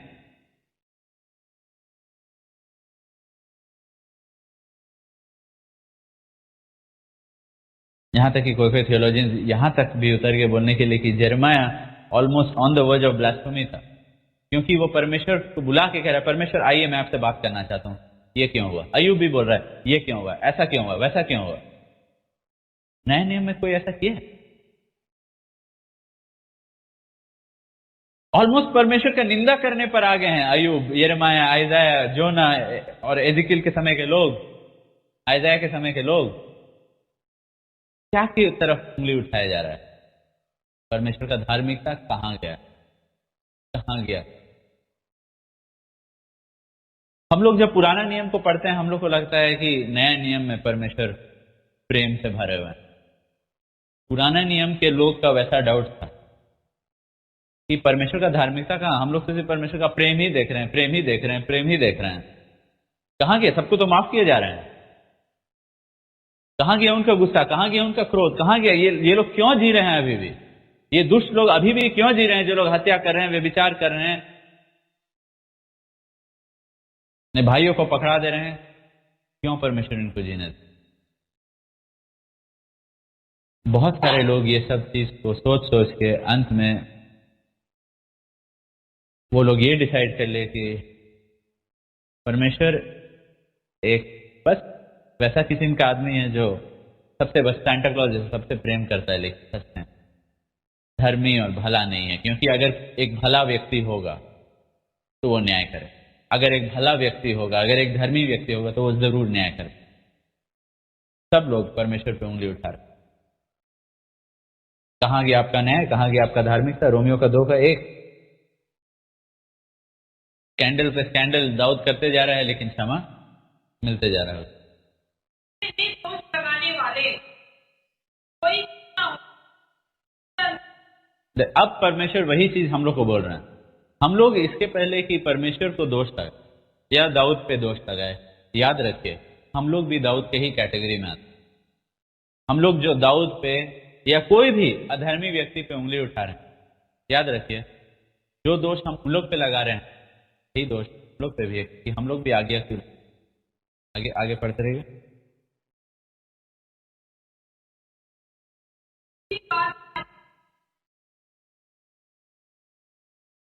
तू जो दोष लगाता है वही वह काम करता है। हम जानते हैं कि ऐसे काम वालों पर ईश्वर की ओर ये मनुष्य तू जो ऐसे ऐसे काम करने वालों को दोष लगाता है और आप यही काम करता है, क्या ये समझता है तू परमेश्वर के आगे बढ़ जाएगा? हाँ, यहाँ पे परमेश्वर बोल रहे हैं कि वो लोग तो देख रहे हो कि परमेश्वर वो दुष्टों को जाने दिया, और ये नहीं देख रहे हो कि परमेश्वर तुमको भी जाने दे रहा है। तो हम लोग बोलेंगे प्रभु अब आप सवाल उल्टा हम लोग को कर रहे हैं। हम लोग आपको सवाल कर रहे थे कि आपका धार्मिकता है। हम लोग तो मानते हैं हम लोग दुष्ट, लेकिन आपका धार्मिकता है। हम ये सब सवाल इसलिए कर रहे हैं ताकि मनुष्य की रीति में हम ये सब सवाल कर रहे हैं कि हम लोग जब बोले प्रभु देखिए वो पापी को आप जाने दिए, वो पापी को जाने दिए, परमेश्वर बोले तो उसको भी तो जीना दे। प्रभु मेरे बारे छोड़िए, सवाल मैं आपसे कर रहा था आपका धार्मिकता है क्या, उसका कोई जवाब है क्या आपके पास? आप तो अभी उल्टा घुमा के बोल रहे हैं कि आप हमको भी जीने दे रहे हैं, लेकिन आपका धार्मिकता है, आपका धार्मिकता है। सदियों से ये प्रश्न आता, ये सवाल आते गया है कि क्या परमेश्वर प्रेम पूर्वक है या न्यायी? अगर वो न्यायी हैं तो प्रेम कैसे दिखा सकते हैं, और अगर प्रेम करते हैं तो न्याय कैसे कर सकते हैं उन लोगों का जिससे वो, दोनों कैसे हो सकता है? क्योंकि अगर वो प्रेम दिखा रहे हैं तब उनको न्याय से हाथ उठा देना पड़ेगा कि नहीं मैं न्याय नहीं करूं, और अगर वो न्याय कर रहे हैं तब कहां गया वो प्रेम, कहां गया वो प्रेम? निर्गमन का 12:3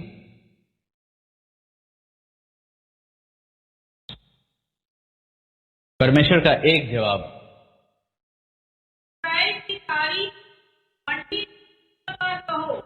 ये फसा पर्व के बारे में बात किया जा रहा है।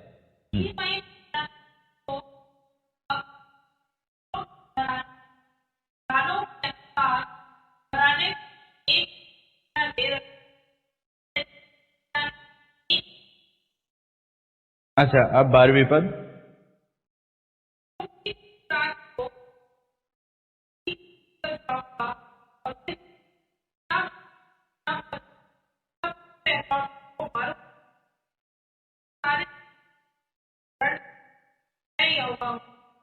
परमेश्वर कह रहे हैं कि सब लोग एक मेमना ले लो और उसका बलि के लिए सारे अपने इजरायलियों को कह रहे हैं। क्यों ले? क्योंकि परमेश्वर कह रहे हैं कि परमेश्वर क्या करेंगे रात में,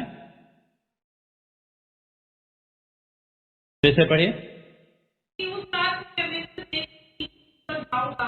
हाँ पूरा मिस्र देश, यानी कि इजराइल भी है वहां, इजराइल मिस्र देश में, मैं पूरा मिस्र देश में से होके जाऊंगा और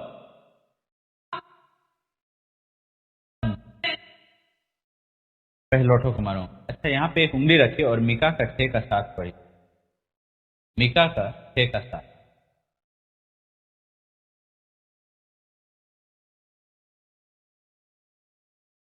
क्या यहोवा हजारों मेढ़ों से या तेल की लाखों नदियों से प्रसन्न होगा? क्या मैं अपने अपराध के प्रायश्चित में अपने पहलौठे को या अपने पाप के बदले में अपने जन्माए हुए को दूं? क्या मैं अपने प्रायश्चित के लिए, अपने पापों के प्रायश्चित के लिए किसको, अपने पहलौठे को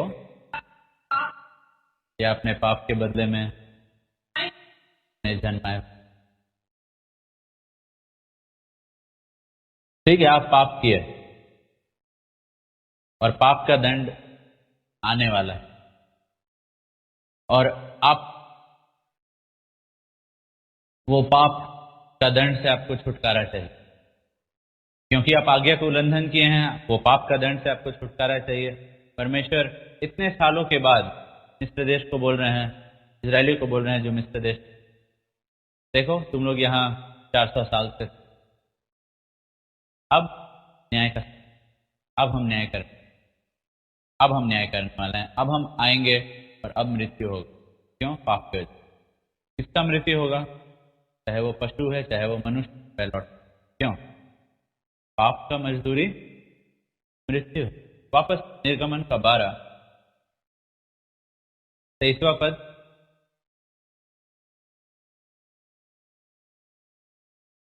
तो वह दिन तो पशुओं को मारता जाए, जहाँ जहाँ वे चौकट थे, और दोनों अश्वों पर वहाँ वहाँ वह बार नाश करने वाले लोग आते। ठीक है, यहाँ क्या हो रहा है? यहाँ पे इनको बोला कि एक मेमना को रखो, उसको बलि चढ़ाओ और उसका खून से अपने दरवाजा के दोनों कोनों को पूरा लथपथ कर देना। ठीक है, अब 29 और 30 पढ़िए। ऐसा हुआ कि आधी रात को नोवा ने बढ़े में खड़े हुए लौट को और बैठा और उसका और पिता महाभारत नीचे ठीक है, मिस्र देश में एक भी ऐसा घर नहीं था जहां पे कोई मरा ना हो। इजराइल कहाँ था? मिस्र देश। लेकिन मिस्र देश में एक भी घर नहीं था जहां पे कोई मरा नहीं। यानी कि इजराइलियों के घर में भी कोई मरा कि नहीं मरा? हाँ, बोलिए। इजराइल के घरों में कोई मरा या नहीं मरा?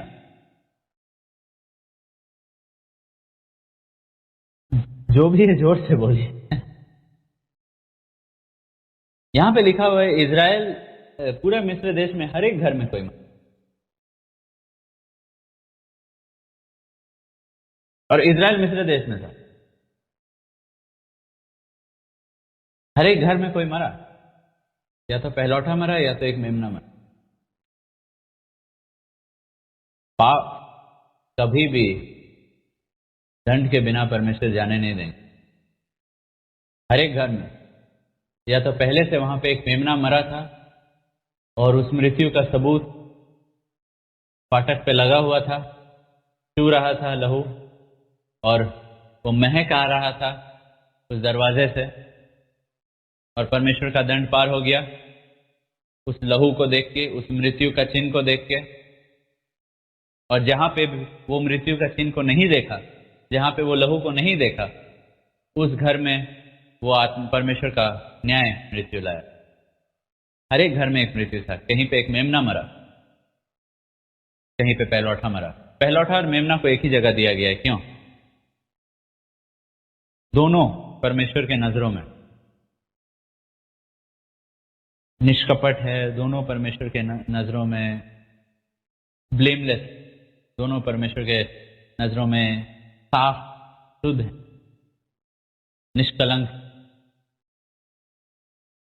एक छोटा बच्चा में, छोटा बालक में कोई भी दोष नहीं, क्योंकि उसको वो ज्ञान ही नहीं है पाप कैसे करना है, वो समझता भी नहीं। और एक मेमना, कोई भी दोष। परमेश्वर बोले पाप का दंड है, पाप का दंड, पाप का दंड, पाप का दंड जरूर होगा, जरूर होगा। पाप को परमेश्वर कभी नहीं जाने देते।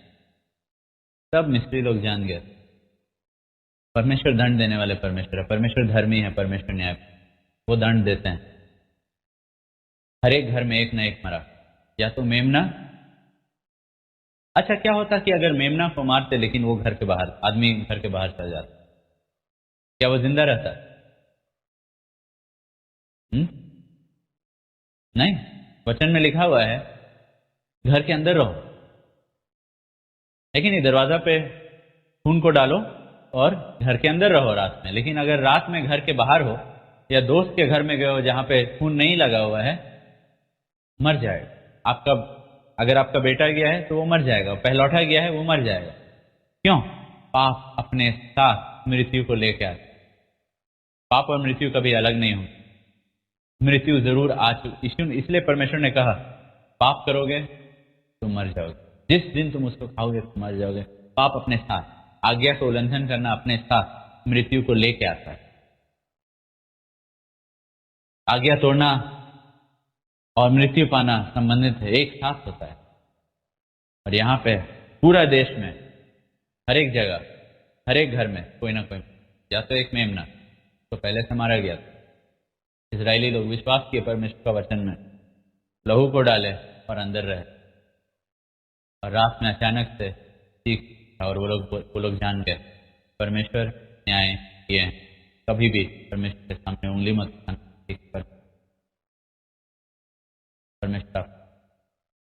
परमेश्वर आपका न्याय, परमेश्वर आपका धार्मिक है।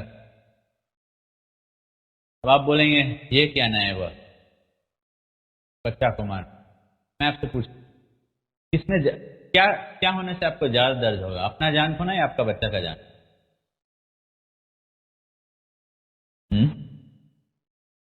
अगर आप अपना बेटा, अपना पहलौठा का जान खोएंगे तब तो अब जीते जीत मर गए। वो आपका भविष्य, वो सब कुछ, और आपको उस मृत्यु में जीना पड़ेगा लगातार।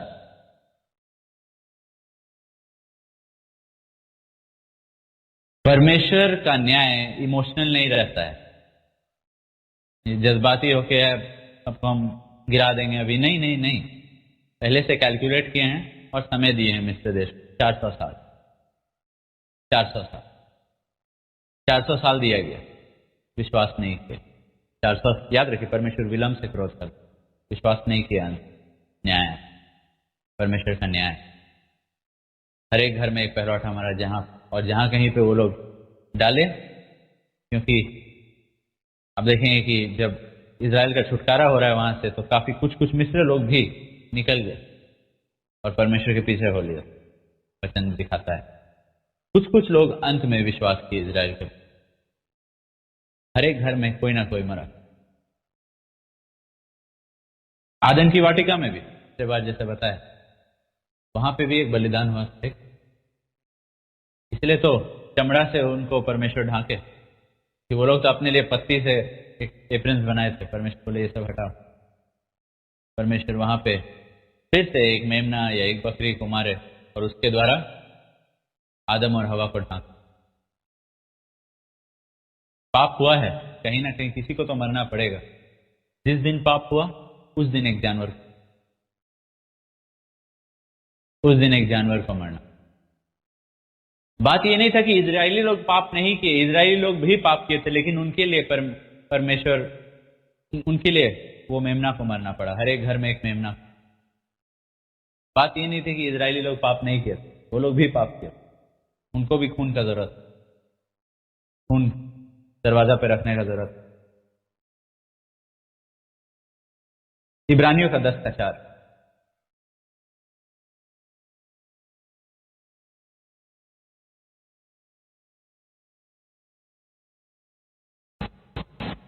क्योंकि ये अनहोना है कि बैलों और बकरों का लहू पापों को दूर करे।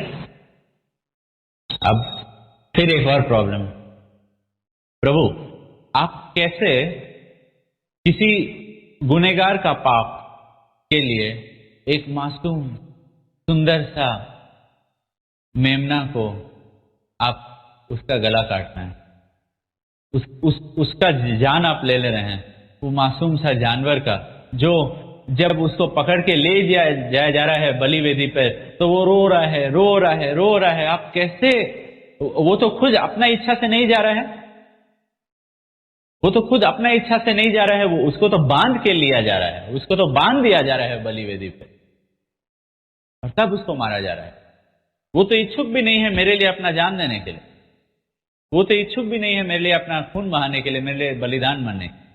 तो ये कैसा धार्मिकता हुआ कि जो जानबूझ के पाप किया है उसके लिए उसका खून बहाया जाए जबरदस्ती से, एक जानवर का खून बहाया जाए जबरदस्ती से, जिसमें ना जिस जानवर में समझ भी नहीं है कि क्यों उसका खून बहाया जा रहा है।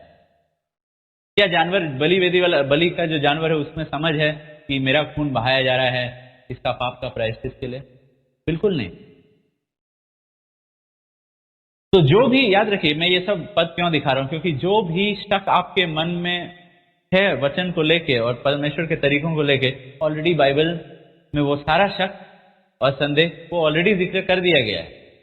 तो मत सोचिए आप बाइबल के खिलाफ आपके मन में कोई ऐसा शक आ गया जो पहले कोई नहीं सोचा है, जो बाइबल का राइटर्स लोग कभी नहीं सोचे थे कि अरे हम तो इसके बारे में सोचे नहीं, तब तो पूरा गॉस्पेल बेकार हो गया। नहीं, सब कुछ सोचा गया है। परमेश्वर का बुद्धि सब कुछ सोच के लिख दिया है। फिर से पढ़िए क्या लिखा हो, क्योंकि यह संभव है।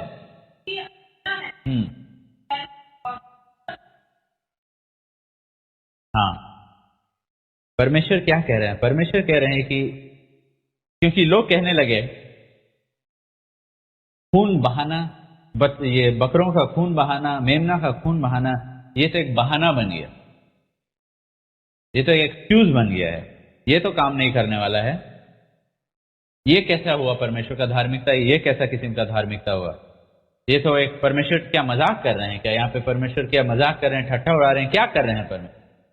परमेश्वर का वचन कहता है कि वो भी मानते हैं, परमेश्वर खुद मानते हैं कि मेमना और ये बकरी का लहू बहाना क्या है वो। इब्रानियों का 10:1, की व्यवस्था आने वाली अच्छी प्रतिबिंब है अर्थी स्वरूप से एक ही प्रकार के द्वारा। अच्छा, यहाँ पे देखिए व्यवस्था क्या है? क्या है वो? एक प्रतिबिंब है, यानी कि वो एक परछाई है, वो एक रिफ्लेक्शन है, वो एक शैडो है। अंग्रेजी में लिखा हुआ है इट्स अ शैडो। वो एक परछाई है, वो असली तत्व नहीं है, वो बस एक रिफ्लेक्शन है। यानी कि वो मेमना का बलि वेदी पे उसको डालना, वो भी बस एक चिन्ह था, वो भी बस एक परछाई था, वो असलियत नहीं था, वो असलियत नहीं था, वो भी बस दर्शा रहा था असलियत को। यूहन्ना का 1:29।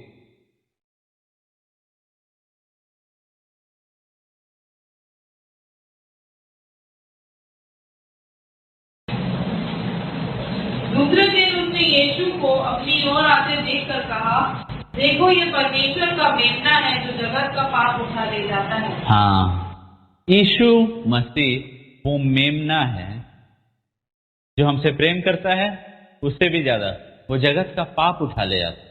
यीशु मसीह वो मेमना है। पुराना नियम में हर एक बलिदान, सब कुछ यीशु मसीह की ओर ही दर्शा रहा, यीशु मसीह की ओर ही दर्शा रहा था। यूहन्ना इब्रानियों का 10:4 से 7 आप पढ़ेंगे।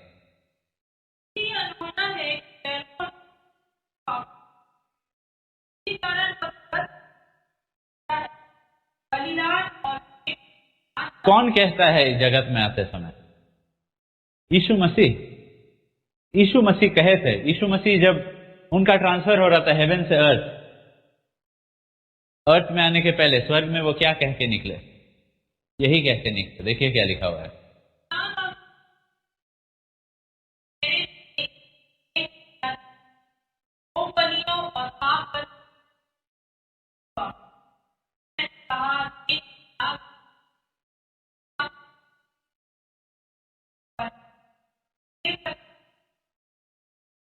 हाँ, ये आ गया वो मेमना जो खुद अपना मर्जी से पाप का प्रायश्चित करे। उसको बांध के नहीं रखना पड़ेगा, वो खुद क्रूस पे जाएगा, वो खुद अपना इच्छा से क्रूस पे जाएगा, वो खुद बलि वेदी पे जाएगा, वो खुद। और वो कोई दरवाजा को अपना खून से लथपथ नहीं करेगा, उसका क्रूस वो दरवाजा बन जाएगा जो खून से लथपथ हो जाएगा। उसका क्रूस वो दरवाजा बन जाएगा उद्धार के लिए जो खून से लथपथ हो जाएगा। रोमियो का 3:25।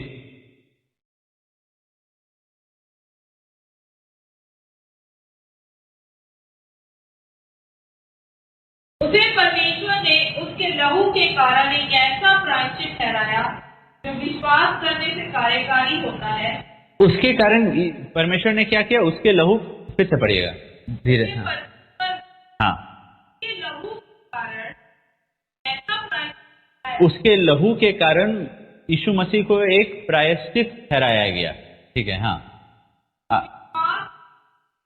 प्राणी जो विश्वास करने से, ठीक है, ये प्रायश्चित तब काम करेगा आपकी जिंदगी में अगर ये काम तब करेगा अगर आप विश्वास करेंगे। विश्वास करने से कार्यकारी होता है। आगे, जो पहले जो पाप पहले किए गए और जिस पर कारण नाश था, में वह अपना हाँ, यीशु मसीह क्यों मरे? धार्मिकता प्रकट कर, धार्मिकता प्रकट करने के लिए। क्यों? वो आखिरी हिस्सा फिर से पढ़िएगा, पहले के पापों के विषय में। जो पाप पहले किए हाँ, पूरा पुराना नियम में आप इतना पाप को देखते हैं, लोग इतना किस्म किस्म का पाप किए, वो सारे पाप। हाँ, पाप पहले किए गए और जिस पर ने अपना कारण जब लोग पाप कर रहे थे पुराने नियम में, परमेश्वर क्या क्या थे? सहनशील। हम ठीक है, हम रुक रहे हैं, हम अभी दंड नहीं दे रहे हैं, हम रुक रहे हैं। पर वो परमेश्वर का सहनशीलता था। जब लोग उंगली उठा रहे थे, आप धर्मी नहीं, आप धर्मी नहीं, परमेश्वर का सहनशीलता था। ये नहीं कि परमेश्वर धर्मी नहीं है, परमेश्वर धर्मी है, लेकिन वो क्रोध करने में विलंब कर। और तब यीशु मसीह आया और दिखाया परमेश्वर धर्मी है। परमेश्वर सारा पाप का दंड दिया है। एक मेमना, वो खुद वो मेमना कभी पाप नहीं किए, कभी कुछ भी गलत, व्यवस्था को टू द डॉट पर, लगातार परमेश्वर से प्रेम किया, लगातार अपने भाई से प्रेम किया, हमेशा, कभी भी डिस्ट्रैक्ट नहीं हुए, कभी भी भटके नहीं, लगातार प्रभु से प्रेम किया, लगातार पिता से प्रेम किया, पूरा मन के साथ, पूरे बल के साथ। कभी भी अपना बल को कोई गलत काम के लिए इस्तेमाल नहीं, कभी भी अपने लिए नहीं किया, एक भी पाप। यूहन्ना का 19:28 से 30। अच्छा, ये प्रायश्चित का मतलब मैं समझा देता हूं, क्योंकि ये एक ऐसा शब्द है जो हम लोग अपनी भाषा में हर दिन के वर्ताव में इस्तेमाल नहीं करते हैं। प्रायश्चित मतलब गुस्सा ठंडा, अगर सिंपली समझाए, पैसिफायर। किसी का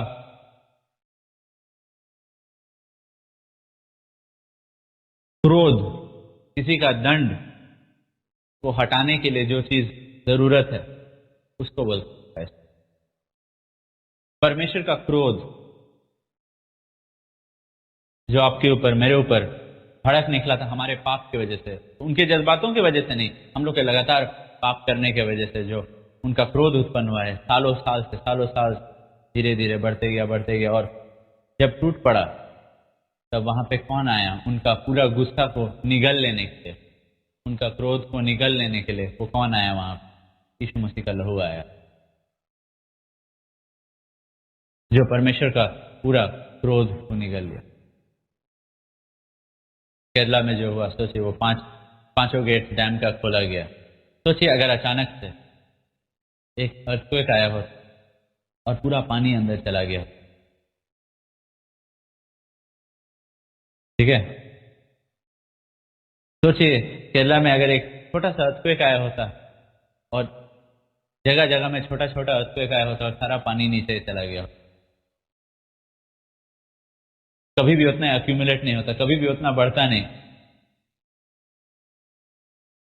सोच रहे हैं?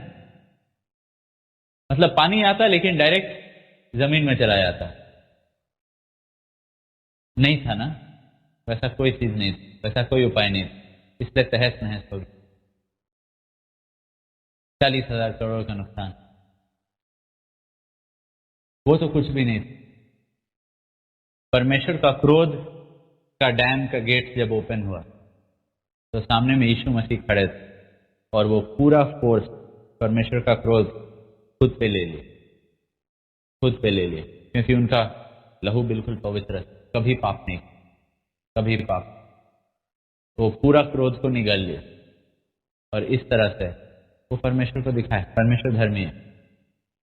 आपके लिए पहले नहीं, पहले ये दिखाने के लिए कि परमेश्वर धर्मी है, कि परमेश्वर धर्मी है। यूहन्ना का 19:28 से 30।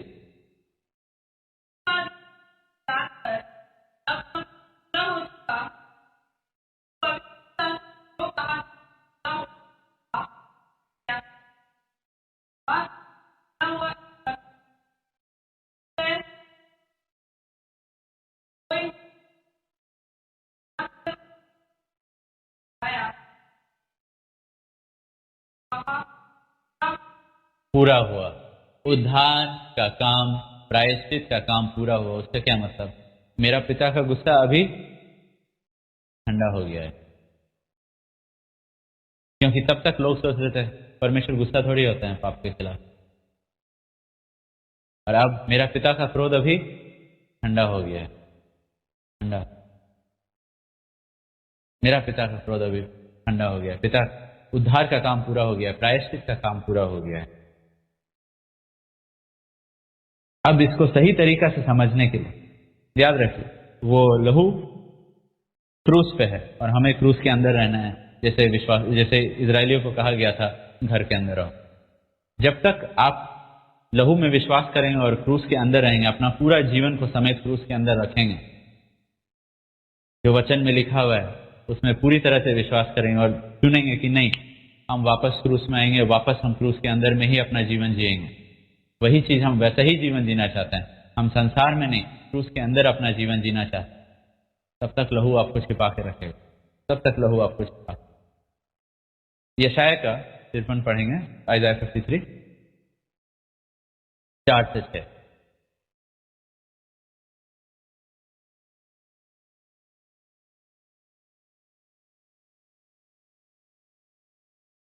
निश्चय उसने हमारे रोगों को सह लिया और हमारे ही दुखों को उठा लिया, तो भी हमने उसे परमेश्वर का मारा कूटा और दुर्दशा में पड़ा हुआ समझा।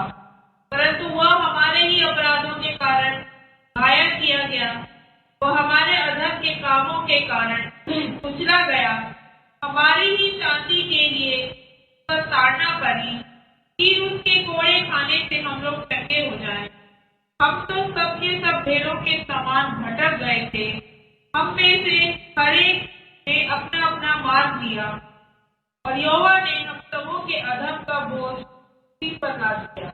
हमारा सारा अधर्म का बोझ उस पे डाल दिया गया था, क्रूस पे, उस यीशु मसीह पे डाल दिया गया था। 10वीं पद, तो भी यहोवा को यही पाया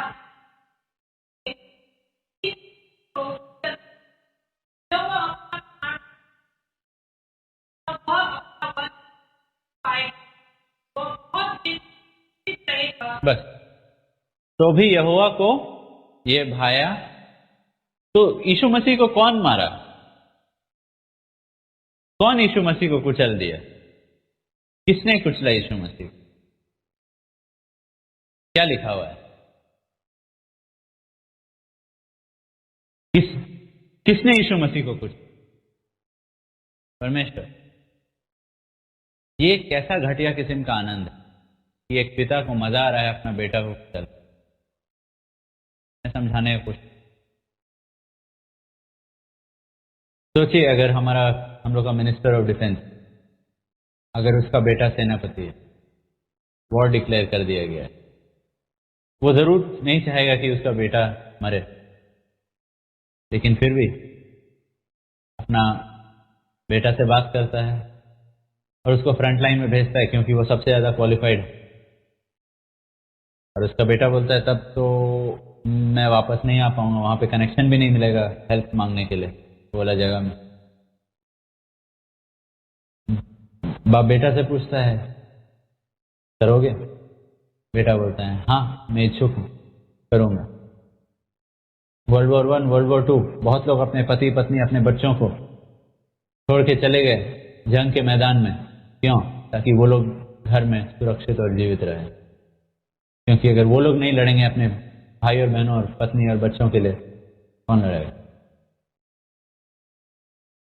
और मिनिस्टर ऑफ डिफेंस भेजता है अपना बेटा। उसका बेटा जैसे एनिमी लाइन क्रॉस करता है, कनेक्शन गया और यीशु मसीह पुकारे, पिता कनेक्शन टूट गया है, मैं आपका आवाज को नहीं सुन पा रहा हूं, आप मुझे क्यों त्याग दिए? और वहां पे वो मरता है। खुद अपना बेटा को सामने भेजा मरने के लिए, और बेटा मर गया। लेकिन वो पिता गर्व के साथ, खुशी के साथ अपना बेटा को आगे भेजा। कोई घटिया किस्म का आनंद नहीं है उसमें कि जानबूझ के अपना बेटा को मार रहा है, नहीं, गर्व के साथ। गर्व के साथ उसका बेटा गया और वो खुद इच्छुक था, जाएंगे, मरेंगे अपना देश के लिए, मरेंगे अपने परिवार के लिए, मरेंगे अपने देश के लोगों के लिए। और पिता बोला ठीक है जाओ। और उसका पिता गर्व के साथ खड़ा होकर, आप देखिए कितने सारे लोग, उनका बेटे बेटी लोग मर गए हैं लड़ते लड़ते एलओसी। वो लोग क्या नाराज हैं? वो पेरेंट्स क्या नाराज हैं और बोलते हैं कि नहीं मेरा बेटा को नहीं मरना चाहिए था? नहीं, वो लोग सब गर्व के साथ अपना बेटा को याद करते हैं जो खुद अपना इच्छा से अपना जान दिया। और वो लोग खुद उनके मृत्यु में और उनका बलिदान में माता पिता गर्व लेते कि मेरा बेटा जान दिया देश। इस तरीका से पिता को भी ये भाया कि वो अपने बेटा को खुश, आपके और मेरे पापों के प्रायश्चित कर। पिता को भाया कि यीशु मसीह को कुचल, यीशु मसीह को कुचल। ये कब हो? ये 2000 साल पहले सिर्फ नहीं हुआ। हम लोग एक और पद पढ़ेंगे।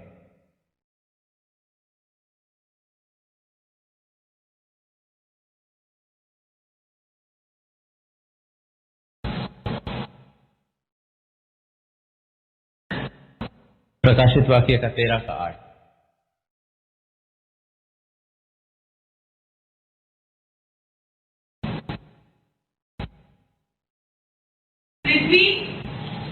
पृथ्वी के वे सब रहने वाले जिनके नाम उस मेमने के जीवन की पुस्तक में लिखे नहीं गए, तो जगत की उत्पत्ति के समय से घात हुआ है।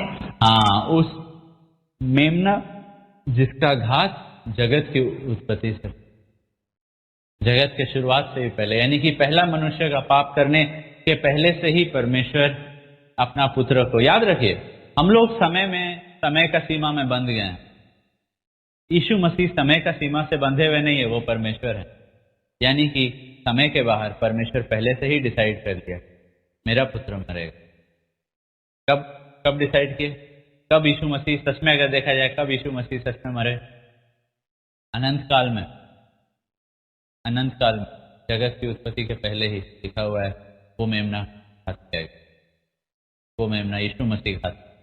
जब एक मेमना को भी बनाया तक नहीं गया था, तब यीशु मसीह बलिवेदी पे गए, क्रूस पे गए, मरे। और उसके बाद से हर एक जान बस एक दिन पहले से ही वो उपाय बनाए थे, क्योंकि वो जानते थे हम लोग जानबूझ के आज्ञा तोड़ते रहे और तब बोलेंगे कि यह संभव है आज्ञा, और हम लोग को सिखाए।